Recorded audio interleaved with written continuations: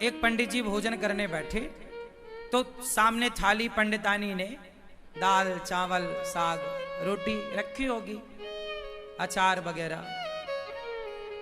पंडित जी भोजन करने बैठे कि तभी कोई द्वार पे भिक्षुक आ गया। भिक्षाम देही, हे भैया मैं बड़ा भूखा हूं, कुछ भोजन मिल जाए।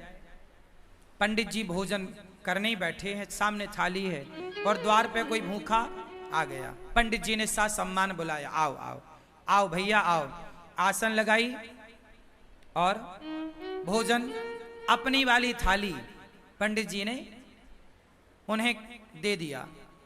और पंडितानी जी ने जो भोजन बनाया था वो जरा सा ही था, क्योंकि घर में कुछ था नहीं, जितना था उसने बनाया। थोड़ी सी दाल थी, आज दाल बनी, साग थी, चावल जो था भिक्षा में उससे मिला। ब्राह्मण थे, भिक्षा मांग कर लाते और जो मिलता खाते। तो आज उनका भोजन जरा कम था, पंडितानी के लिए जरा सा अंदर था। अब वो अतिथि आए और बैठे और वो पंडित जी की थाली में बैठ गए और वो बढ़िया खाए। पंडित जी अंदर गए, पंडितानी से कहा कि थोड़ा और दो रोटी। तो उसने बोला कि बस ये आखिरी 2 रोटी बची हैं। जब पंडितानी ने कहा कि आखिरी 2 रोटी बची हैं, तो वो जो बाहर बैठा खाने वाला अतिथि था उसने सुन लिया कि अब बस इनके पास 2 रोटी बची हैं। तो पंडित जी दोनों रोटी लेकर आए और कहा भैया प्रसाद पाओ, एक और दो रख दूं। उसने कहा नहीं नहीं अब नहीं चाहिए। वो भी समझदार कि अब बेचारे ये क्या खाएंगे, तो मना कर दिया। पंडित जी ने कहा ना, आप हमारे अतिथि हैं, आप पेट भर के खाओ। अच्छा बोले आपकी इच्छा है तो एक रख दो। तो एक रोटी रख दी गई और एक रोटी बची। अब वो अतिथि तो बढ़िया दाल चावल सब्जी रोटी खाकर 5 रोटी खाकर खुश था। पंडित जी की थाली में पंडितानी जी ने 4 रोटी रखी थी फर्स्ट में, 5 रोटी एक और मिल गई। 5 रोटी खा के उसका बढ़िया पेट भर गया, वो चला गया। अब दोनों पंडित पंडितानी बचे तो पूरे बर्तन लाके बाहर रखे और थाली लगाई 2। अब 2 थाली लगी हैं, पीछे की बची हुई जरा सी साग। अब आप जानते हैं दाल बची तो क्या बची होगी, जरा कटोरी आधी कटोरी। अब उसमें दोनों लोगों ने थाली अपनी पंडित पंडितानी ने तैयार करी और रोटी थी 1। तो आधी रोटी पंडित जी ने रखा, आधी रोटी पंडितानी जी ने रखी। और चावल जरा सा रहा होगा तो थोड़ा सा चावल आधा आधा उन्होंने रखा और उन्होंने प्रसाद पाया। अब ये सोचो कि आधी रोटी में क्या पेट भरता है। दिन भर से आदमी कुछ नहीं खाया, शाम को भी कुछ नहीं मिलना, एक ही बार खाना है और नाश्ता भी कुछ नहीं हुआ, आधी रोटी मिली। तो आधी रोटी खाई पंडित जी ने, जरा सा चावल पंडितानी जी ने खाए। अब पंडित जी ने जैसे ही भोजन किया आधी रोटी का और जरा से चावल का और खा के ना उन्होंने हाथ धुले। तो उनके हाथ का जो धुलने का पानी था वो पहले के लोग ना आंगन में बाहर जाके हाथ धुलते थे, थाली में हाथ धुलने की परंपरा नहीं थी। आज भी हम लोग थाली में हाथ नहीं धुलते, आप लोग खाते हो थाली में हाथ निचोड़ देते हो, ये गलत परंपरा है। हाथ कभी थाली में नहीं धुलना चाहिए। थाली को खा लो, मतलब दाल चावल सब्जी रोटी एक एक दाना खा लो और थाली को धुलो, थाली पे हाथ मत धुलो। पंडित जी बाहर हाथ धुलने गए तो जहां उन्होंने हाथ धुला वहां एक छोटा पेड़ था। वहां पेड़ के पास ना एक नेवला था। क्या था? नेवला।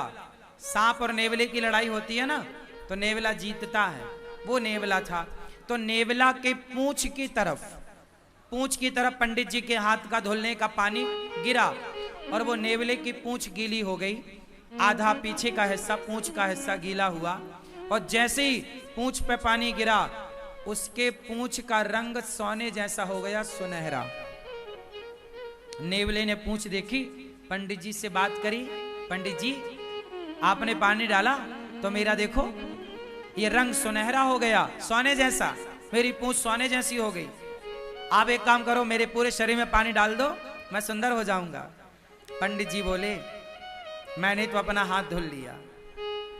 नेवले ने कहा महाराज ये बताओ कि आपके पानी डालने से मेरा ये शरीर का रंग कैसे बदल गया, सुनहरा हो गया, सोने के कलर का। अब मुझे पूरा शरीर सोने का करना है, पूरा शरीर सोने की तरह चमके मेरा। आधा हो गया मेरा, आधा बताओ कैसे होगा। कल मैं आऊं, आप मेरे ऊपर फिर हाथ धुल देना। पंडित जी बोले नहीं, अब तुम जाओ धर्मराज युधिष्ठिर के राज्य में। धर्मराज युधिष्ठिर यज्ञ कर रहे हैं, उस यज्ञ में ब्राह्मण लोग भोजन कर रहे हैं। जाओ, जहां ब्राह्मण लोग भोजन करके हाथ धुलेंगे, धर्मराज युधिष्ठिर सबको अन्नदान कर रहे हैं, बहुत बड़ा यज्ञ हो रहा है। जाओ, यदि तुम्हारा किसी ब्राह्मण के हाथ धुलने के जल से यदि तुम्हारा शरीर सोने का हो जाए तो समझ लेना कि धर्मराज का यज्ञ पूरा हो गया। जाओ। अब वो नेवला बड़ा खुश धर्मराज युधिष्ठिर के राज्य में पहुंचा, और जहां सारे ब्राह्मण भोजन करते और पानी से हाथ धुलते, एक अलग जगह पर नेवला जाके वहीं बैठ गया। हजारों नहीं लाखों ब्राह्मणों ने हाथ धुले, हजारों नहीं लाखों लोगों ने प्रसाद पाया, लेकिन नेवले का रंग सुनहरा नहीं हुआ। अब जब सारे ब्राह्मण खाए, दक्षिणा ले लेके चले गए, तो धर्मराज युधिष्ठिर बोले देखो, अर्जुन बोले कि देखो अब राजाओं की एक सभा लगी। उस राजाओं की सभा में अर्जुन ने बोला, भीम भैया ने बोला, देखो आज तक के इतिहास में इतना बड़ा अन्नदान जितना बड़ा धर्मराज युधिष्ठिर ने किया, जितना बड़ा यज्ञ युधिष्ठिर ने किया, आज तक किसी ने नहीं किया। इतना बड़ा यज्ञ किसी ने नहीं किया, इतना बड़ा अन्नदान किसी ने नहीं किया, इतना सारा सोना चांदी हीरा मोती दान दिया युधिष्ठिर जी ने। तब नेवला बोल पड़ा, नेवला, ए भीम चुप रह।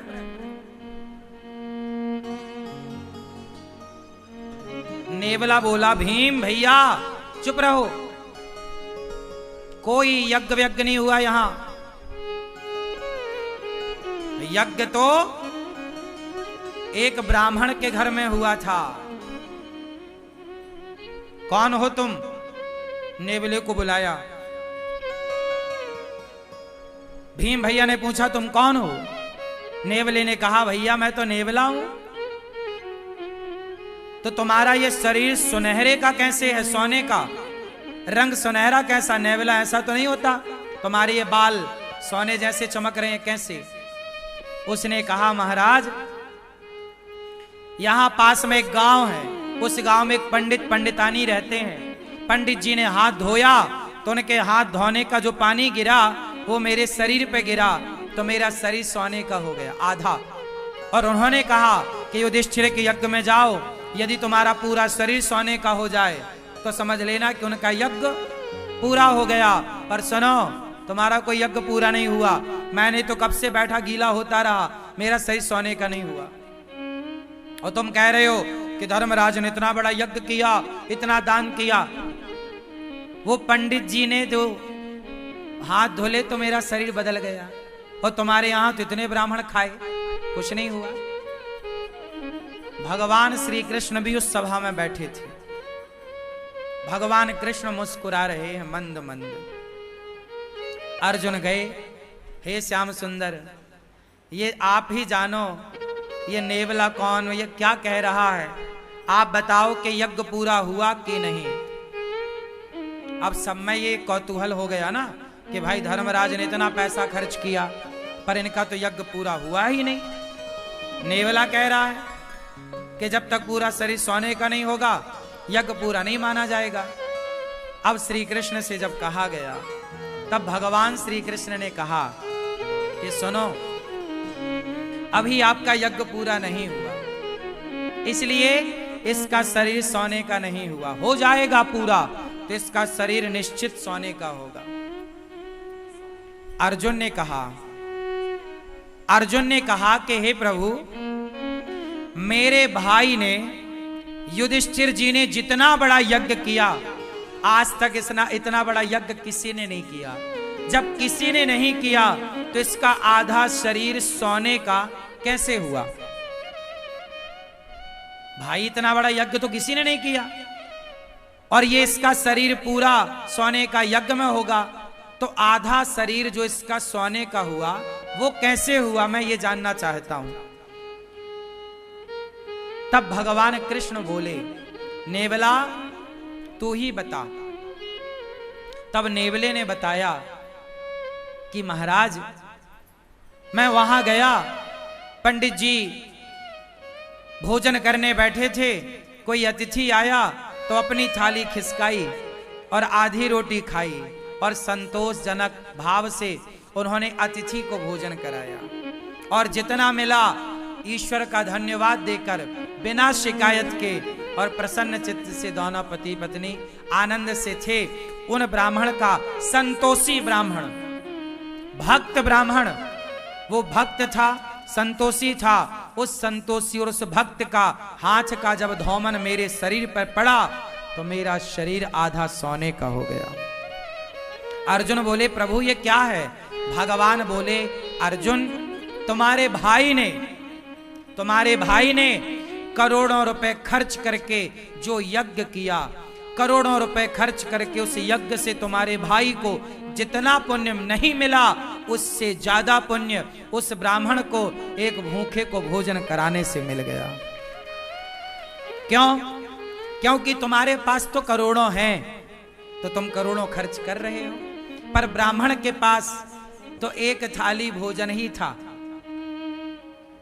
4-6 रोटियां ही थी, लेकिन उसने अपना संपूर्ण दान कर दिया, सर्वस्व दान कर दिया। उसकी तो सर्वस्व के नाम पर इतनी ही संपत्ति थी ना, थाली में भोजन। अर्जुन बोले, अब ये बताओ इसका शरीर कैसे सोने का होगा? बोले, आपके राज्य में कोई भूखा है, जाओ पहले खोज करो। खोज किया तो पता लगा कि जंगल में एक महात्मा भूखे बैठे हैं। धर्मराज का यज्ञ सब ब्राह्मण भोजन कर लिए, पर एक ने नहीं किया, तो अभी यज्ञ पूरा नहीं हुआ। उस महात्मा को बुलाया गया, निवेदन किया गया, और जब वो आए और उन्हें भोजन कराया गया, और जब उन्होंने हाथ धुले तो उनके हाथ का धौमन इसके शरीर पे जाकर पड़ा, तो इसका पूरा शरीर सोने का हो गया, एक सा हो गया, पीछे से आगे तक सुनहरा हो गया, पूरा इसके बाल बिल्कुल सोने की तरह चमकने लग गए। घंटा बंधा था, टन टन टन टन करके बजने लग गया। युधिष्ठिर, आपका यज्ञ संपन्न हुआ। यज्ञ कब पूरा हुआ? जब भोजन कराया। कोई भी यज्ञ कर लो साहब, जब तक अन्नदान नहीं करोगे वो यज्ञ पूरा नहीं होगा। इसलिए सबसे बड़ा यज्ञ अन्नदान ही है। आप और किसी यज्ञ में उलझो मत, आप सीधा किसी भूखे को भोजन करा दो, वही सबसे बड़ा यज्ञ है। इसलिए गौरी गोपाल आश्रम में रोज यज्ञ होता है। कौन सा यज्ञ? सेवा का यज्ञ। सवेरे 8 बजते ही संतों की टोली आ जाती है, कीर्तन करने लग जाती है। रोज गोविंद हरे गोपाल हरे, रोज कीर्तन होता है गौरी गोपाल में संतों के द्वारा, और उन्हें भरपेट आप लोग दान करते हो, उन्हें आप भोजन कराते हो अपनी ओर से। आप लोग जो एक दिन का गौरी गोपाल अन्न क्षेत्र बांटते हो संतों को, तो जितने संत भोजन करते हैं आपके द्वारा, एक एक संत एक एक यज्ञ का फल आपको दे करके जाते हैं। इसलिए गौरी गोपाल आश्रम में जो संत भोजन करते हैं वो किसी यज्ञ से कम नहीं है। तो आप भी अपनी बेटी के नाम से, बेटे के नाम से अन्नदान जरूर करिए। और आप भी गौरी गोपाल आश्रम की ये संतों की सेवा के लिए जो अन्न क्षेत्र अखंड निःशुल्क, संतों को रोज अन्नदान होता है गौरी गोपाल में, आप भी अन्नदान करिए और आप भी इस अन्नदान की सेवा से जुड़िए। कोई भी कार्य, इसलिए कहता हूं मरने के पहले गौदान, भागवत और अन्नदान, मरने के पहले ये 3 काम कर लेना, फिर बिंदास आराम से मरना, केवल मरने को रह जाए आखिरी में। मरने के टाइम आदमी कुछ कर नहीं पाता, जीते जी कर लो अच्छे काम, मरने के टाइम कोई ध्यान नहीं रहता। सही है। उस जीवात्मा के नाम से, किसी व्यक्ति के नाम से कोई पुण्य का कार्य हो, आप अपनी माता के नाम से, पिता के नाम से, बच्चों की लंबी